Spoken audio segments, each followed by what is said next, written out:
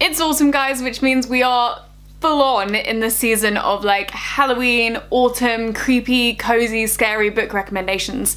And I have 2 days off work, and I asked you all what your like most wanted video, I guess, was at the moment, because I'd run fresh out of ideas, and like literally half of the people who responded requested an autumn book recommendations. So I guess here you go, this is an autumn book recommendations video. Now, I find this a bit of a funny one because I like a whole different range of types of books during autumn. I like scary, I like creepy, I also like romance to cuddle up to, and I like old favourites just because I like old favourites when it's cold outside. So I guess I'm just gonna jump into them, and I'm gonna try and keep this quick and snappy as I always do when I'm doing like haul recommendation things. Also, like, anyone else think this angle is really like pointy down? I think it's more than usual.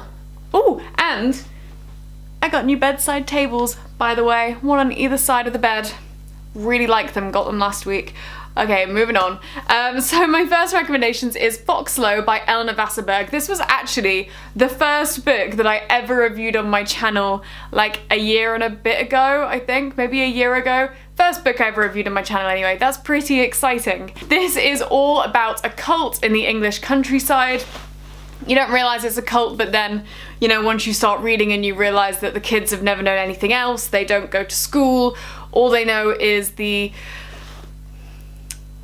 I want to say hippies, but I don't want to sound judgmental to hippies. Nothing wrong with them. These people just had certain hippie-ish traits, but they were also mentally ill, so like, yeah. Anyway, so I can't remember a huge amount about this book, which is kind of why I want to reread it this year. I remember it's creepy and sort of like edgy, but not scary, not like a thriller action type vibe at all. It's all psychological. There's like, trigger warning here, guys, there is some gore, violence, psychological pieces that may upset certain people. There are children abused in this, but they're abused to the point where they think that they are being treated fairly and that's how life is, which is what makes parts of this book so heartbreaking, because our lead has never known anything other than Foxlow, which is heartbreaking. The main girls actually are called Green and Blue, and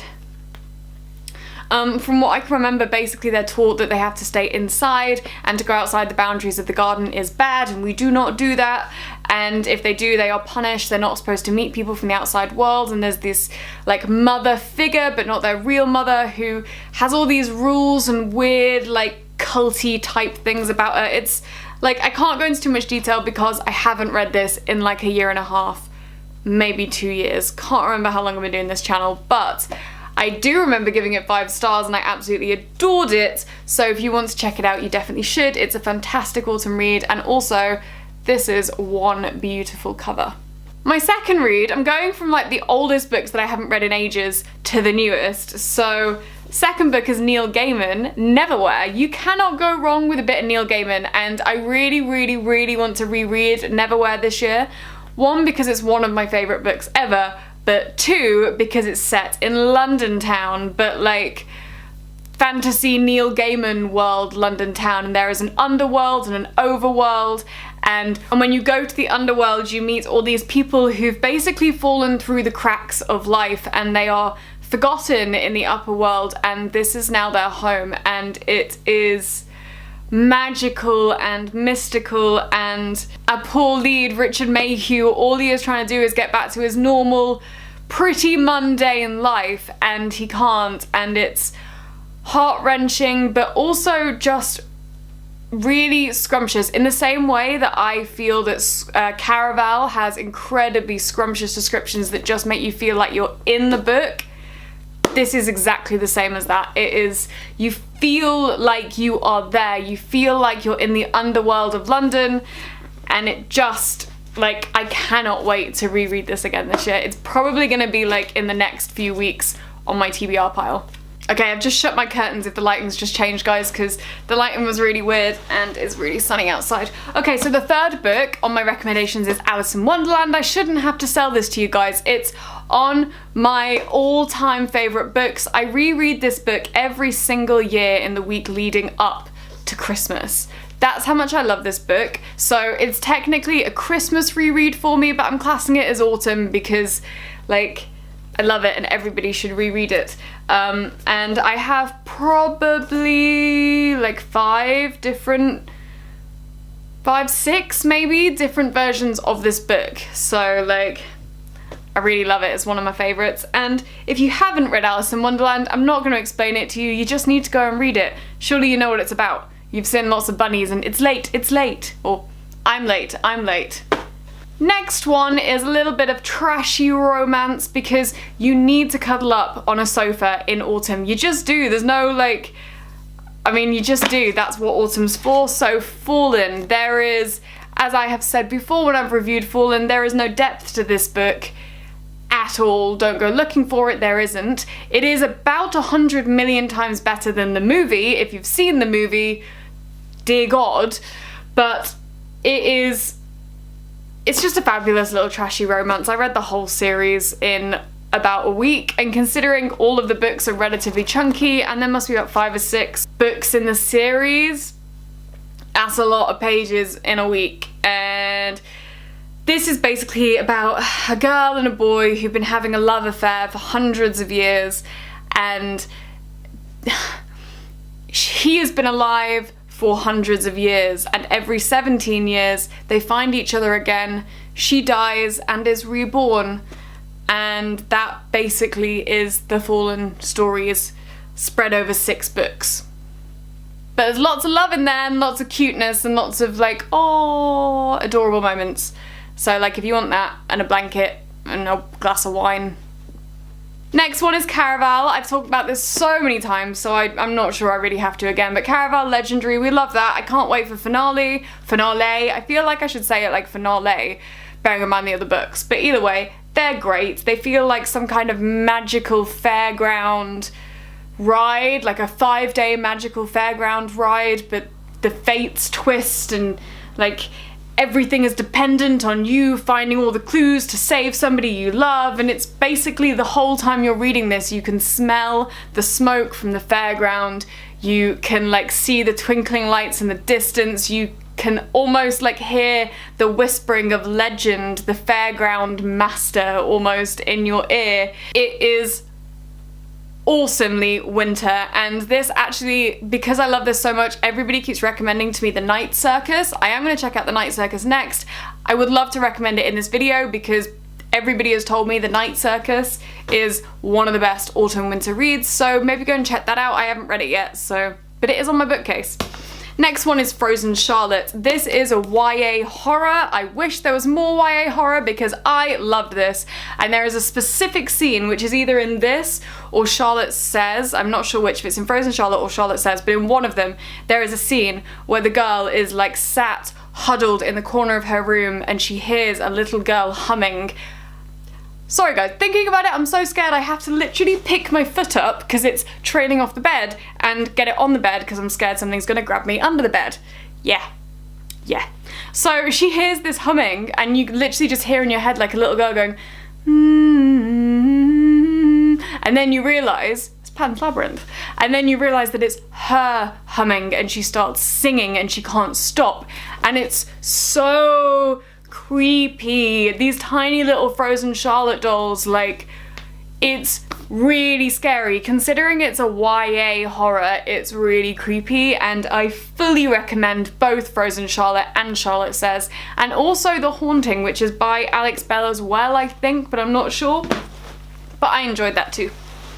Next one is Melissa Albert's The Hazelwood. This came out this year, I believe, so it's like, this will be my first autumn reading it. However, I'm very much looking forward to reading it again because I really loved it. Anyway, so our lead character in this is Alice.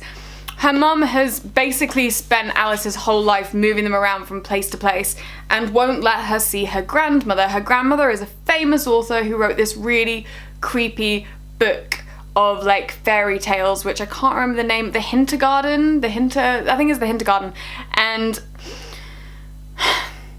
her grandmother suddenly dies and all of this mystical stuff starts happening, and Alice's mum gets stolen away, and then the story really begins, and it's this whole like fantasy discovery piece, and the whole book is really a clash between the real world and the fantastical, and like crossed wires and unexpected alliances, and just another scrumptious fantasy. Like for me, autumn is all about the fantasy, warm, magical vibes, which you don't really get in like summer. I find that if you're reading anything magical and fantasy and like ooh eerie in winter and autumn, you can feel it more, whereas in summer and it's hot outside, there's no nooks and crannies for anything to be hiding in. There's no dark shadows playing across your walls, you know? You want something that's gonna make you physically have an emotion to a book, like a physical reaction, like a jump or a scream or like you don't know what's going on. You want to have to turn the light on to go up to the bathroom because you're terrified of the book you were reading. I went off on a rant. This isn't even a horror, but it is like fantasy. Next one on the list is An Enchantment of Ravens, and this is by Margaret Rogerson, and I literally read this book in about a day, and I've been really surprised actually that I haven't seen more of it on Instagram. I thoroughly enjoyed it. It's a fae fantasy novel. It's only like really small. It's like 290 odd pages, so brief, I suppose, and you can easily read it in a day. And for one, the cover is beautiful, but the reason I think this is so fitting for autumn is because it's set in the autumn court.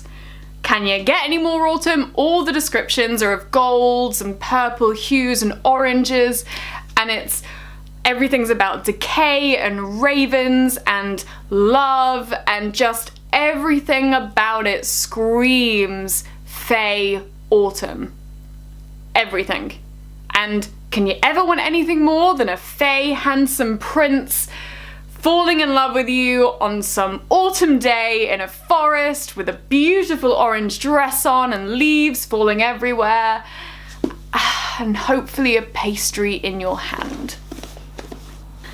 Next one is no surprise to anybody. It's The Silent Companions, and I am not going to say a single darn word about this because I love this book so much that I have spoken about it possibly every other video since last autumn. So really, I love this book, and actually I just gave it away in my 20k giveaway, guys, because I love it. It's awesome. It's set in 3 perspectives. It's a thriller, gothic, fiction sort of thing, and it's just not gonna talk about it. Not gonna talk about it. You know how much I love it, and if you haven't read it, you kind of need to, because Laura Purcell's next book, Corset, I think it is very near to being out, like super near. And then the final book, which again should be no surprise to anybody, I actually don't think I've ever discussed this like series of books before on my channel, but because it's covered, like the Bookstagram community has this series covered, but if you don't reread at least a chapter of this every autumn, what are you doing? Yeah? Yeah? Okay. I hope you're all having fabulous autumns. Out of interest, I realised the other day that I'd never had a pumpkin spice latte, so I'm hoping to do that later today and go and get one, or tomorrow, because the number of people on Instagram who've been telling me like, you need to have pumpkin spice latte, how have you never had a pumpkin spice latte? And I love lattes, so like hopefully today, tomorrow, I'm gonna go and get a pumpkin spice latte. So check out my Instagram where probably there'll be a picture of me going, this is like me holding a pumpkin spice latte, by the way. Anyway, I hope you enjoyed that, guys. Remember to like, subscribe, all of that stuff. Check out some of these books. Let me know what you think. If you have other autumn recommendations, equally, let me know in the comments. I really want to know. I'm stocking up the like TBR pile for autumn, especially looking for horror YA recommendations. If you know any, let me know. And have a fabulous next few days, guys. I will speak to you soon. Bye!